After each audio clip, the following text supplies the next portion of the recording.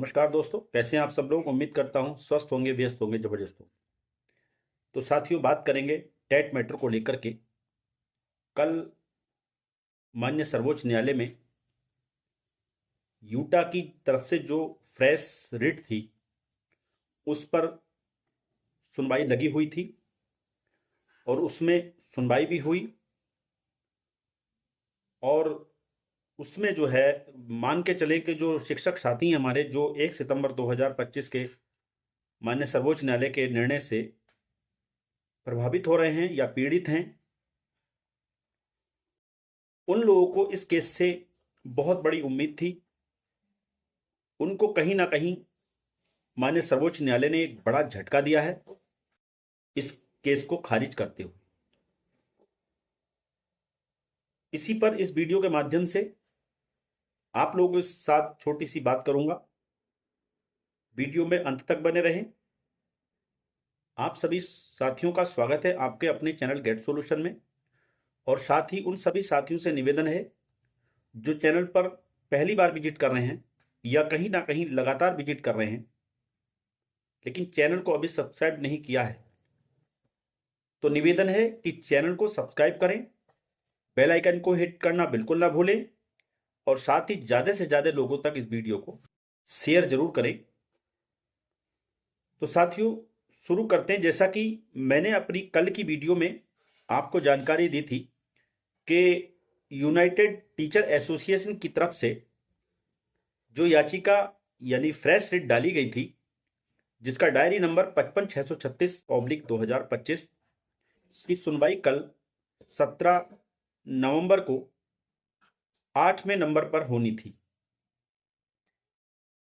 उस सुनवाई को लेके सोशल मीडिया पे जो हमारे यूट्यूबर साथी हैं वो दो चीजें वहां पर चल रही हैं। एक तो शुरू में कुछ लोगों ने जो वीडियो दी वो दी कि 24 नवंबर को इसमें अगली डेट मिल गई है और जो रेस्पॉन्स रहा है सुनवाई का वो पॉजिटिव रहा है। इस तरह की खबर चल रही है। साथ ही दूसरे यूट्यूबर्स हैं वो ये कह रहे हैं कि जो 24 नवंबर की डेट वाली बात है वो बिल्कुल एकदम फेक न्यूज है, ऐसा कुछ है नहीं। तो हम एक तो इसी चीज को क्लियर करेंगे कि आखिर 24 नवंबर वाली डेट का क्या मसला था और अब ये खारिज है केस, तो दोनों में ऐसा क्यों भ्रम सा बना यूट्यूबर्स के बीच और अलग अलग चीजें इस तरह की निकल के आई। तो देखिए साथियों, जो इस याचिका में यूटा के एडवोकेट थे उन्होंने अपनी बात रखी और कहा कि जो एनसीटी का जो गजट है और उसमें जो धारा 23(2) खंड 2 है वो ही गलत है, यानी उसको ही उन्होंने उसमें गलत बताया और कहा जब आरटीई एक्ट लागू हुआ तो उसमें कहीं भी उस जो आरटीई एक्ट की धारा 23(2) है उसमें कहीं भी ये लिखा हुआ नहीं है कि टेट जो है 2011 इस मतलब आरटीई एक्ट आने से पहले जो है वो बालों को भी पर भी टेट लागू है, ये उसमें नहीं है। और जो 2017 में जो अमेंडमेंट किया है उस अमेंडमेंट में ये गलत किया है। मतलब उन्होंने कुल मिला के आरटीई एक्ट की धारा 23(2) में जो अमेंडमेंट है उसको पूरी तरह गलत बताया कोर्ट के सामने और उसी को चैलेंज किया। और बीच में उन्होंने ये भी कहा कि माननीय सर्वोच्च न्यायालय में पहले ये भी चीज माननीय सर्वोच्च न्यायालय एक आदेश ये भी दे चुके हैं कि खेल के नियम खेल के बीच में नहीं बदले जा सकते, यानी जो शुरू में नियम बन गए वो अंत तक बने रहेंगे वो नियम। ये बहुत सारी चीजें वहां पे हुई, लेकिन आप समझिए केवल 17 मिनट सुनवाई चली और 17 मिनट सुनवाई के बाद जब ये केस की सुनवाई खत्म हुई तो जिन लोगों ने उस समय माननीय सर्वोच्च न्यायालय की वेबसाइट पे जाकर के केस का स्टेटस देखा तो ये बात सही है कि उसमें 24 नवंबर डेट शो कर रहा था। इसमें कहीं कोई गलत बात नहीं है उन लोगों को कहना कि 24 नवंबर इसमें तिथि मिली है। तो उस समय 24 नवंबर जो डेट है उसमें शो कर रही थी। मेरे खुद जाकर केस के स्टेटस पे चेक किया था, 24 नवंबर डेट उसमें दिख रही थी। लेकिन घंटे 2 घंटे बाद फिर जब हमने दोबारा उसको स्टेटस को चेक किया तो उसमें वो केस डिस्पोज ऑफ उसका जो है देखने को मिल रहा था और वो केस डिस्पोज ऑफ हो गया। तो देखिए, यूनाइटेड टीचर एसोसिएशन की तरफ से माननीय सर्वोच्च न्यायालय में 2 याचिकाएं पड़ी हुई हैं। एक याचिका रिव्यू पिटीशन डाला था इन्होंने और दूसरी ये फ्रेश रिट डाली थी। रिव्यू पिटीशन में अभी कोई डेट मिली नहीं है, उम्मीद करते हैं इस महीने कोई ना कोई डेट उसमें जरूर मिलेगी जो भी रिव्यू पिटीशन पड़े हुए। लेकिन इस याचिका से सबको बड़ी उम्मीद थी क्योंकि ये फ्रेश रिट याचिका थी और इसमें जो है बहुत ज्यादा व्यापक सुनवाई होने की उम्मीदें की जा रही थी। लेकिन कहीं ना कहीं जो आपका यूटा है उसकी तैयारियों में कहीं ना कहीं कमी रही है। देखिए, आप समझिए, जब तक माननीय सर्वोच्च न्यायालय के सामने एक बड़ा चेहरा नहीं होता है तब तक माननीय सर्वोच्च न्यायालय अपने दिए गए निर्णय के प्रति चीजों को सुनने के लिए तैयार नहीं होता।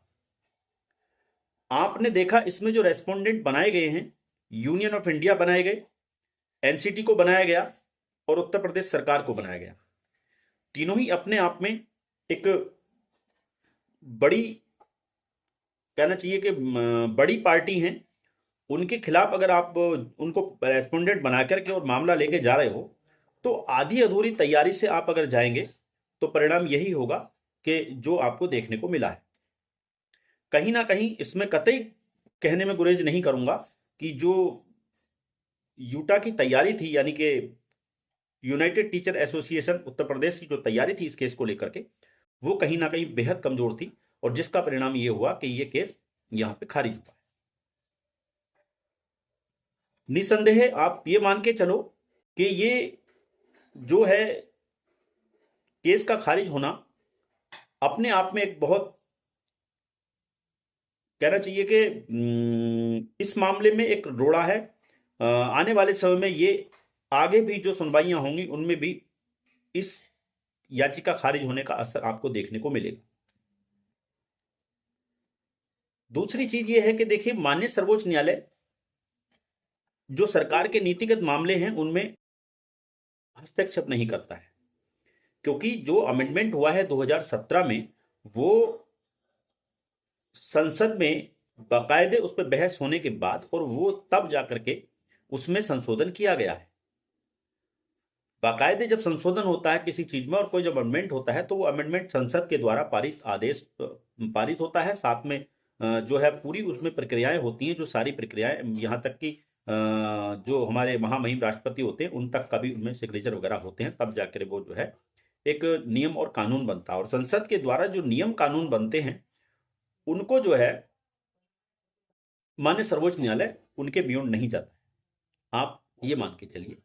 तो कुल मिला के ये है कि इसमें जो मुख्य चीज है, अगर आपको रिलीफ चाहिए, अगर हमारे शिक्षक साथियों को टेट से अगर छूट चाहिए तो उसके लिए जरूरी यही है कि आप केंद्र सरकार पर दबाव बनाएं और उसके लिए हमारे जो संगठन हैं, शिक्षक संगठन हैं, वो लगातार जो है उस दिशा में काम कर रहे हैं। आप सभी जानते हैं आज 18 तारीख हो गई है और 24 तारीख को, यानी 24 नवंबर को दिल्ली में जंतर मंतर पर एक महारैली, महाधरने की जो है एक तैयारी है और माना यह जा रहा है कि लाखों शिक्षक जो है दिल्ली में पहुंचेंगे इस धरने में। हम तो आप सब जो भी मेरी वीडियो को देख रहे हो हमारे शिक्षक साथी, उनसे निवेदन रहेगा कि वो जो है ज्यादा से ज्यादा संख्या में वहां पर पहुंचे और अपना संख्या बल वहां पर दर्ज कराएं ताकि आपकी मांगों पर सरकार का ध्यान जाए और सरकार को लगे कि हाँ, वास्तव में इससे जो है देश भर के लाखों शिक्षक प्रभावित हो रहे हैं और जो मौजूदा शिक्षा व्यवस्था है वो वास्तव में जो है अगर एक साथ इतने शिक्षक अगर शिक्षा व्यवस्था से बाहर हो जाएंगे तो जाहिर सी बात है उन्हें लगना चाहिए कि शिक्षा व्यवस्था की क्या स्थिति होने वाली है, क्या दुर्दशा होने वाली है, बच्चों के भविष्य के साथ क्या खिलवाड़ होने वाला है, ये सारी चीजें उनको लगना चाहिए। उसके लिए जरूरी है कि 24 तारीख का जो धरना है उसको आप सफल बनाएं। लेकिन ये वास्तव में बड़ा दुखद बात है, कल की सुनवाई को लेकर के जो हुआ है इसकी बिल्कुल हमें उम्मीद नहीं थी। हमें लग रहा था कि इसमें एक मजबूत पैरवी होगी, मजबूत व्यापक सुनवाई होगी, और कहीं ना कहीं मुझे ये लग रहा था कि ये मामला इस बेंच की बजाय जो है, जो आपकी दीपांकर दत्ता जी वाली बेंच है जिसने 1 सितंबर 2025 का निर्णय दिया है, उसी बेंच में ये मामला ट्रांसफर हो जाएगा, मुझे कहीं ना कहीं ये लग रहा था। लेकिन ऐसी कतई हमने उम्मीद नहीं की थी कि ये केस 17 मिनट की सुनवाई के अंदर ही जो है खारिज कर दिया जाए।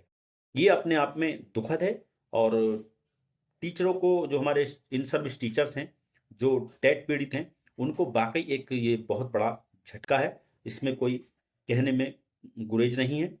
बहरहाल आसान्वित रहिए, आपके रिव्यू पिटिशन अभी कोर्ट में लगे हुए हैं, उनमें क्या होना है ये देखने वाली बात होगी। बाकी आप जो प्रयास कर रहे हैं, जो हमारे शिक्षक संगठन हैं, उनके साथ जो आप प्रयास कर रहे हैं मिलकर के, उस प्रयास को करते रहिए और आसान्वित रहिए। अच्छा सोचेंगे अच्छा होगा, ऐसी हमारी उम्मीद है आपसे। और केंद्र सरकार से भी उम्मीद है कि आपकी बातों पर वो जरूर ध्यान देगी। बाकी इस मामले में जो भी आगे इम्प्रूवमेंट होगा, कोई और अपडेट होगी, कोई भी नवीन जानकारी होगी, उसको लेकर के फिर आपके बीच उपस्थित रहूंगा। तब तक के लिए साथियों, नमस्कार, धन्यवाद। आपका दिन बहुत बहुत शुभ हो।